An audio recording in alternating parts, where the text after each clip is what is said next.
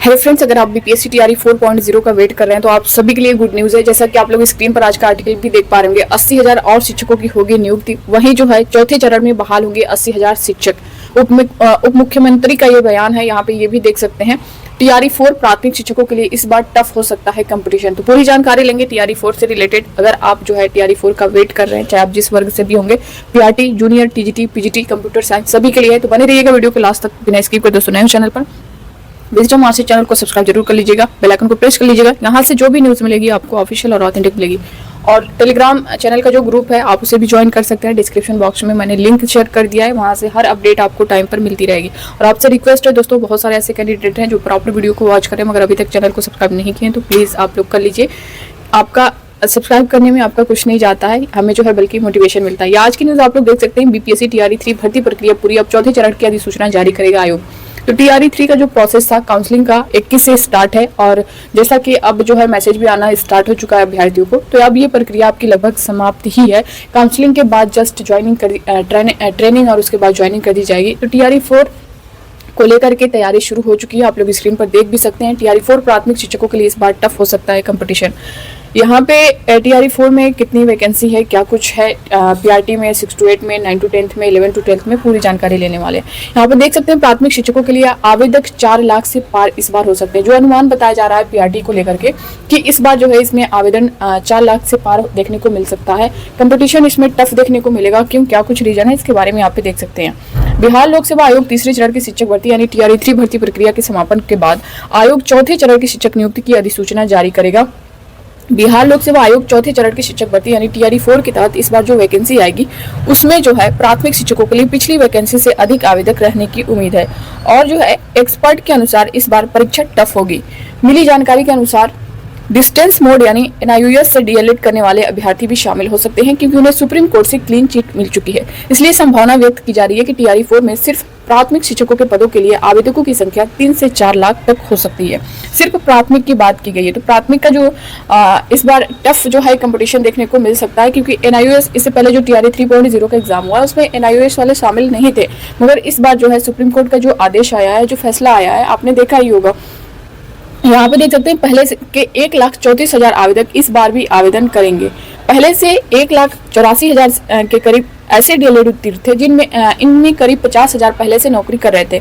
1,34,000 आवेदक थे जो पिछली बार निकली बहाली में शामिल नहीं हो सके थे, वे भी इस बार आवेदन करेंगे। इसके अतिरिक्त नए आवेदक भी रहेंगे जो डीएलएड किए हैं। एक्सपर्ट की माने तो आवेदकों की संख्या 4 लाख से पार हो सकती है। सीटों की संख्या अभी तय नहीं है, लेकिन पिछली बार प्राथमिक शिक्षकों को के जो है 25,505 पदों के लिए करीब 3 लाख आवेदन आए थे।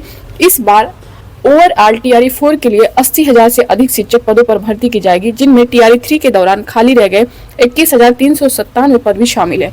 इसमें अभी प्राथमिक शिक्षकों के पद तय नहीं है, लेकिन पद जितने भी हों आवेदकों की संख्या काफी रहेगी, ऐसा एक्सपर्ट का मानना है। प्राथमिक शिक्षकों यानी 1 से 5 के लिए चयनित उम्मीदवार को प्रति माह 48,880 का वेतन मिलेगा। इसमें भत्ते आदि शामिल है। तो आप देख सकते हैं दोस्तों, इसमें जो बताया जा रहा है 1st to 5th में, इससे पहले अगर आपने देखा होगा यानी टीआरई 3 में, तो 1st to 5th का सबसे कम अगर देखा जाए तो कंपटीशन जो था वो पीजीटी में था। सिर्फ एक सीट पर जो है सिर्फ 2 कैंडिडेट थे। वहीं अगर आप 1st to 5th में देखेंगे तो एक सीट पर 4 कैंडिडेट थे टीआरई 3 में। और वहीं 6 to 8 में जो है सबसे ज्यादा कंपटीशन था। सबसे ज्यादा अगर देखा जाए जो टफ कंपटीशन था वो था 6 to 8 के लिए। लेकिन अब जो बताया जा रहा है वो पीआरटी में बताया जा रहा है, क्योंकि एनआईयूएस डीएलएड वाले जो है अब इसमें शामिल हो चुके हैं। यहाँ पे देख सकते हैं प्राथमिक कक्षा 1 से 5 के शिक्षकों के लिए योग्यता जो है वो बताई गई है। क्या कुछ आपकी योग्यता होनी चाहिए। उम्मीदवार अपनी वरिष्ठ माध्यमिक शिक्षा 12वीं या इसके समकक्ष कम से कम 50% अंकों के साथ पूरी की हो और प्रारंभिक शिक्षा में 2 साल का डिप्लोमा उत्तीर्ण किया हो।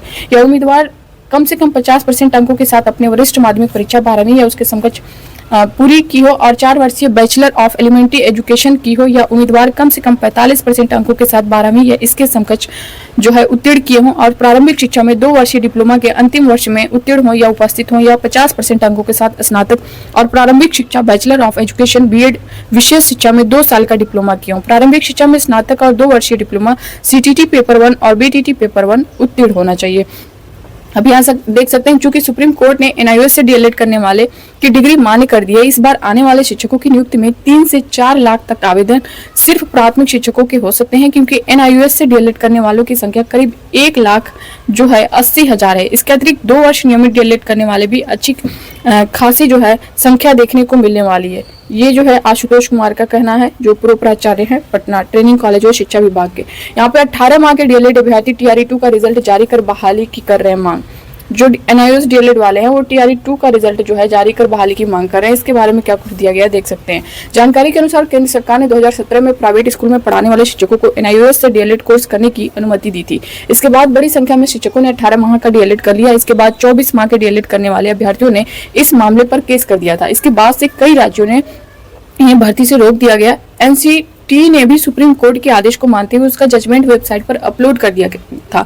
हालांकि पूर्व से बहाल ऐसे डिग्री धारक शिक्षकों को नौकरी से निकाला नहीं गया था, लेकिन नई बहालियों में ये आवेदन से वंचित हो गए थे। बीपीएससी के द्वारा आयोजित टीआरई 2 में ऐसे आवेदकों का रिजल्ट जारी नहीं हुआ था। ये आवेदक अब रिजल्ट जारी करने की मांग कर रहे हैं।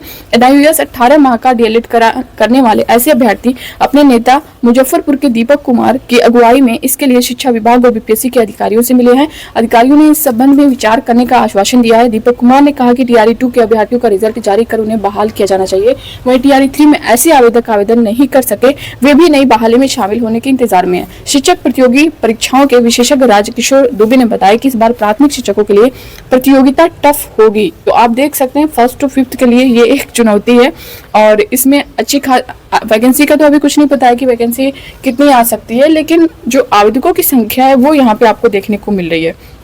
ये भी देख सकते हैं चौथे चरण में बहाल होंगे 80,000 शिक्षक।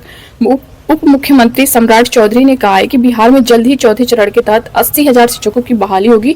राज्य सरकार की ओर से इस बाबत आवश्यक प्रक्रिया शुरू कर दी गई है। उप मुख्यमंत्री ने शुक्रवार को सोशल मीडिया एक्स पर यह जानकारी साझा की है। उन्होंने कहा है कि बिहार में फिर से 80,000 शिक्षकों की बहाली होगी। युवा मन लगाकर पढ़े, एनडीए सरकार भरपूर बहाली करा रही है। शिक्षक भर्ती की नई सौगात एनडीए सरकार ला रही है।